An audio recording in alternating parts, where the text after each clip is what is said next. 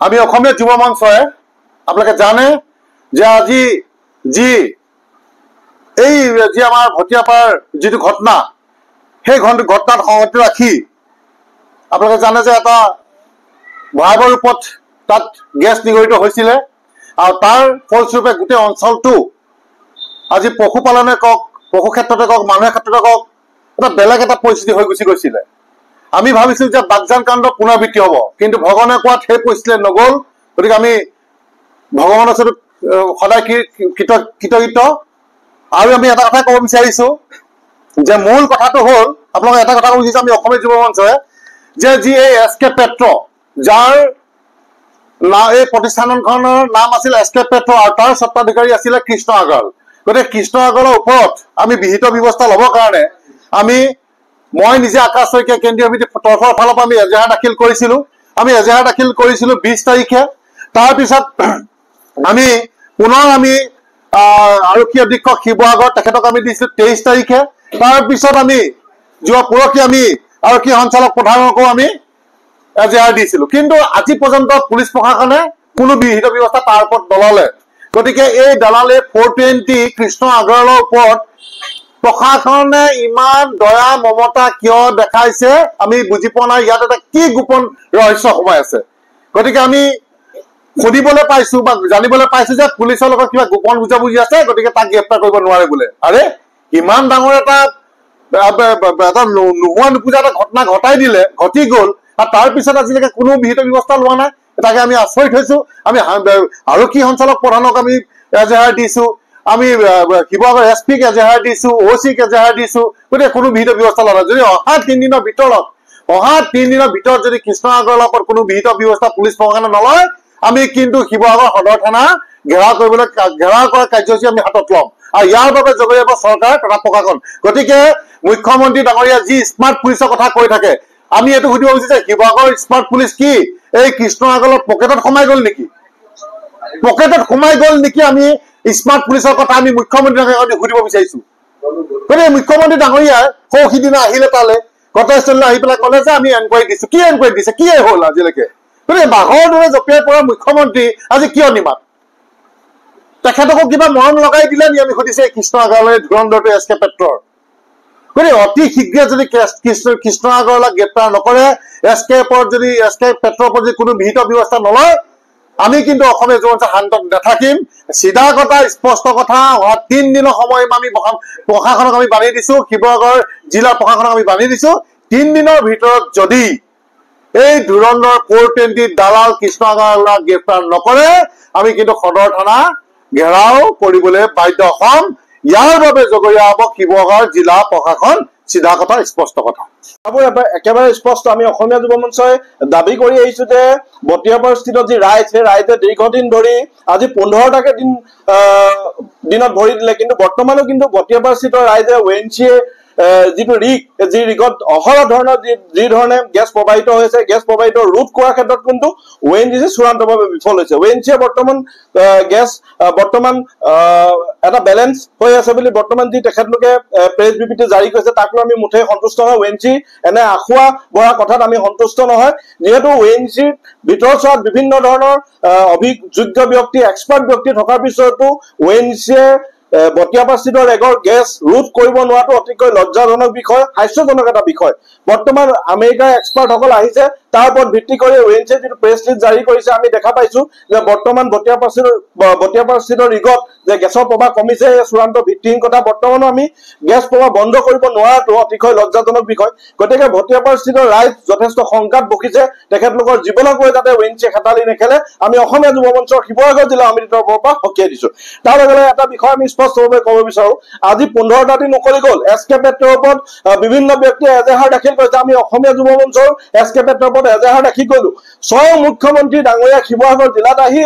SK পেট্ৰৰ বিৰুদ্ধে তদন্ত আৰম্ভ কৰিম বুলি ক'লে তদন্তৰ ঘোষণা কৰিলে কিন্তু বৰ্তমানো আমি দেখা পালো যে SK পেট্ৰৰ বিৰুদ্ধে জিলা প্ৰশাসনে হওক বা শিৱসাগৰ জিলাৰ আৰক্ষী অধীক্ষকৰ কাৰ্যালয় হওক তেখেতলোকে কোনো ধৰণৰ যাৱতীয় ব্যৱস্থা আমি গ্ৰহণ কৰা দেখা এতিয়ালৈকে পৰিলক্ষিত হোৱা নাই মই মুখ্যমন্ত্ৰী মহোদয়ক সুধিব বিচাৰিছো আপুনি যি ধৰণে স্মাৰ্ট পুলিচৰ কথা সঘনাই কৈ থাকে যে আপুনি যি ধৰণে দোষীসকলক কৰায়ত্ব কৰি অতি শীঘ্ৰে শাস্তি দিয়াৰ কথা যেনেধৰণে আপোনালোকে সংবাদ মাধ্যমত আপুনি প্ৰকাশ কৰি থাকে, কিন্তু বৰ্তমান যিটো কাণ্ড শিৱসাগৰ ভটিয়াপাৰ চৰিত্ৰত ৰিগত হবলৈ গৈ আছিলে, সেই কাণ্ডৰ যিজন মূল মায়েক আটাইতকৈ বদমাছ এছকে পেট্ৰৰ স্বত্বাধিকাৰী কৃষ্ণ আগৰৱালা কিন্তু বৰ্তমানো তদন্ত আওতালৈ ননা বিষয়তে আটাইতকৈ ৰহস্যৰ গোন্ধ পাইছে। আমি ভাবিবলৈ পাইছো কৃষ্ণ আগৰৱালাই বহুতো বিষয় মেনেজ কৰি ONC ভিতৰচোৱা চলি আছে বুলি আমি বিভিন্ন দাবী উত্থাপন হৈছে। এই বিষয়বোৰৰ ওপৰত তদন্ত হ'ব লাগে। মুখ্যমন্ত্ৰী মহোদয়ে যেতিয়া এবাৰ কৈছে যে মই তদন্ত দিম, কিন্তু সেই তদন্ত বৰ্তমান ধোঁৱা চাঙত উঠি থকা আমাৰ পৰিলক্ষিত হৈছে। তদন্তৰ নামত যাতে ভেকুৱানা নহয়, ভটিয়াপাৰ স্থিত ৰাইজৰ যাতে জীৱনক যাতে হেতালি নেখালে আমি অসমীয়া যুৱ মঞ্চৰ মুখ্যমন্ত্ৰী মহোদয়ক অনুৰোধ জনাইছো, আপুনি অতি শীঘ্ৰে যি তদন্তৰ ঘোষণা কৰিছে তদন্তৰ ওপৰত আপুনি খবৰ কৰক যে জিলা প্ৰশাসনে হওক বা ONC হওক এই বিষয়সমূহ তদন্ত কেনেধৰণে তেখেতলোকে আগবঢ়াইছে আমি ইয়াত মুখ্যমন্ত্ৰী মহোদয়ৰ হস্তক্ষেপ বিচাৰো। তাৰ লগে লগে শিৱসাগৰ জিলাখনত আটাইতকৈ শুই থকা এটা বিভাগ হৈছে শিৱসাগৰ প্ৰদূষণ বোৰ্ড। আচলতে প্ৰদূষণ বোৰ্ডে কেনেদৰে এই ৰিগক তাত কাম কৰাৰ তেখেতলোকে চাৰ্টিফিকেট কেনেধৰণে দিলে বা আমি প্ৰদূষণ বোৰ্ডৰ বিভিন্ন অভিযোগ পাওঁ যে শিৱসাগৰ জিলাত বিভিন্ন ঠাইত কিছুমান উদ্যোগ স্থাপন কৰাৰ ক্ষেত্ৰত প্ৰদূষণ বোৰ্ডে কেইটামান টকাৰ লোভত তেখেতলোকে চাৰ্টিফিকেটসমূহ দিয়ে, যাৰ বাবে উদ্যোগসমূহৰ কিনাৰত থকা কাষে পাশে থকা যিসমূহ স্থানীয় ৰাইজ আছে তেখেতলোকৰ ভুক্তভোগী হয়। তাৰ পৰা নিগৰিত বিষাক্ত গেছ বা ধূলিময় যিটো পৰিৱেশ, তাৰ বাবে বিভিন্ন ৰাইজৰ বিভিন্ন সময়ত শাৰীৰিক ভাৱে তেখেতলোকে বিভিন্ন সময়ত হস্পিটেলত যাবলগীয়া পৰিৱেশৰ সন্মুখীন হৈছে। গতিকে এই বিষয়সমূহ মুখ্যমন্ত্ৰী মহোদয়ে প্ৰদূষণ বোৰ্ডকো তদন্ত আওতালৈ আনিব লাগে, আৰু তাৰ লগে লগে যিসমূহ ৰৌ বৰালি আছে সেই ৰৌ বৰালিসমূহকো মুখ্যমন্ত্ৰী মহোদয়ে তদন্ত আওতালৈ আনিব লাগে। আমি অসমীয়া যুৱ মঞ্চই দাবী জনাইছো এছকে পেট্ৰৰ স্বত্বাধিকাৰীক অতি শীঘ্ৰে গ্ৰেপ্তাৰ ব্যৱস্থা কৰক, এছকে পেট্ৰক ব্লেক লিষ্ট কৰাৰ ব্যৱস্থা কৰক। গতিকে এই বিষয়সমূহ যদি মুখ্যমন্ত্ৰী মহোদয়ে হস্তক্ষেপৰ পিছতো এই বিষয়সমূহ যদি এনেধৰণে কৰি থাকে, আমি ভাবিম যে কোনোবাই কৰবাত টকাৰ লোভত যাতে এই বিষয়সমূহ বন্ধ হৈ গ'ল। কৃষ্ণ আগৰৱালাৰ যিটো লীলা, আমি ভাবিম কৃষ্ণ আগৰৱালাৰ লীলাত ONC বিষয়সমূহ মেনেজ হৈ গ'ল, কৃষ্ণ আগৰৱালাৰ লীলাত মুখ্যমন্ত্ৰীও মুগ্ধ হৈ গ'ল। আমি ভাবিবলৈ বাধ্য হম কৃষ্ণ আগৰৱালাৰ লীলাত প্ৰশাসনো মুগ্ধ হৈ গ'ল। গতিকে প্ৰশাসনে অতি শীঘ্ৰে কৃষ্ণ আগৰৱালাৰ ওপৰত বিহিত ব্যৱস্থা গ্ৰহণ কৰক, কিয়নো কৃষ্ণ আগৰৱালাই দীৰ্ঘদিন ধৰি এনেবোৰ কাণ্ড আগতেও তেখেতে গেলেকী এটা ৰিগত এই কৃষ্ণ আগৰৱালাই এছকে পেট্ৰৰ ৰিগৰ কাম চলি থাকোঁতে এনেধৰণৰ ঘটনা সংঘটিত হৈছে। গতিকে পুনৰবাৰ এনে ঘটনা হৈছে, তাৰ পিছত কি কাৰণত কি যুক্তিত কৃষ্ণ আগৰৱালাক আৰক্ষী প্ৰশাসনে বৰ্তমানো গ্ৰেপ্তাৰ কৰা নাই, ই এক অবুজ হাতৰ শিৱসাগৰখনত বৰ্তমান হৈ পৰিছে। ঐতিহাসিক শিৱসাগৰ জিলাৰ ভটিয়াপাৰত 12 জুন তাৰিখে এটা তৈলখাদত ONGCৰ কোনোবা বিষয়াৰ চৰম গাফিলতিৰ কাৰণে যি গেছ নিৰ্গৰিত হৈ আছে আজি তাৰিখতো, আৰু যাক নিয়ন্ত্ৰণ কৰি তাত বা তাত কৰ্মৰত হৈ থকা কৰ্মচাৰীসকল আৰু দাঁতি কাষৰীয়া ৰাইজৰ স্বাৰ্থত যাতে কোনো ধৰণৰ দ্বিতীয় বাগজান কাণ্ডৰ দৰে ঘটনা সংঘটিত নহয় তাৰ প্ৰতি লক্ষ্য ৰাখি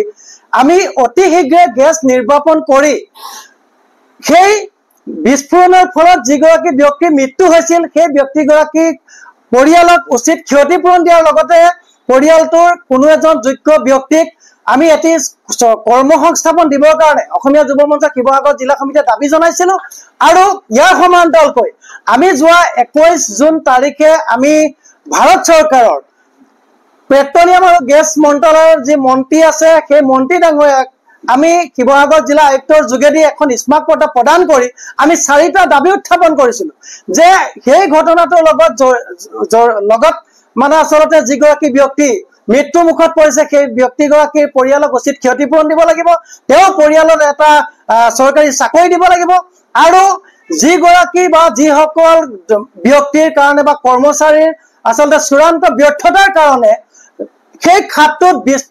গেছ বিস্ফোৰণ হৈ আজি তাৰিখতো দাঁতি কাষৰীয়া অঞ্চলৰ ৰাইজ আচলতে শংকিত হৈ থাকিবলগীয়া হৈছে, সাধাৰণ ৰাইজৰ জীৱন সম্পত্তিৰ প্ৰতি ভাবুকি আহিছে। সেই বিষয়াগৰাকীৰ ওপৰত যাতে তেওঁ ONGC কৰ্তৃপক্ষই উপযুক্ত তদন্ত কৰি সেই বিষয়াগৰাকীক আচলতে চিনাক্ত কৰি কঠোৰ শাস্তি প্ৰদান কৰিবৰ কাৰণে আমি দাবী জনাইছিলো। আৰু সমান্তৰালকৈ ONGCৰ আশিক ধন্য যি এছকে পেট্ৰ চাৰ্ভিচ, ONGCৰ আৰ্থিক ধন্য এছকে পেট্ৰ চাৰ্ভিচ জনক যি আপোনাৰ কৃষ্ণ আগৰৱালাৰ নেতৃত্বাধীন যিটো সংস্থাই তাত কাম কৰি আছে সেই কোম্পানীটোৰ সেই সংস্থাটোৰ আচলতে অকমন্যতাৰ কাৰণে যে এনে ধৰণৰ ঘটনা সংঘটিত হৈছে সেইটো স্পষ্ট হৈ পৰিছে। আৰু আমি ONGCক দাবী জনাইছিলো যে অতি শীঘ্ৰে SK পেট্ৰ চাৰ্ভিচক ব্লেকলিষ্ট কৰিব লাগে আৰু আমাৰ জনসাধাৰণক লৈ তেওঁলোকে হেতালি খেলা বন্ধ কৰিব লাগে। আৰু সমান্তৰালকৈ আমি মানে অসম চৰকাৰৰ মুখ্যমন্ত্ৰী ডাঙৰীয়াকো আমি আহ্বান জনাইছিলো যে আপুনি কেৱল মাত্ৰ সেই ঘটনাস্থলীত উপস্থিত হৈ মাত্ৰ আপুনি তদন্তৰ যি ঘোষণা কৰিছিল সেই তদন্তৰ মাত্ৰ ঘোষণাতে ইতিমধ্যে আবদ্ধ হৈ আছে। গতিকে আপুনি এগৰাকী যদি প্ৰকৃততে অসমক ভাল পোৱা অসমীয়া ৰাইজক ভাল পোৱা মুখ্যমন্ত্ৰী অতি শীঘ্ৰে সেই তদন্ত ক্ষিপ্ৰতৰ কৰিবৰ কাৰণে আমি অসমীয়া যুৱ মঞ্চই দাবী জনাইছো।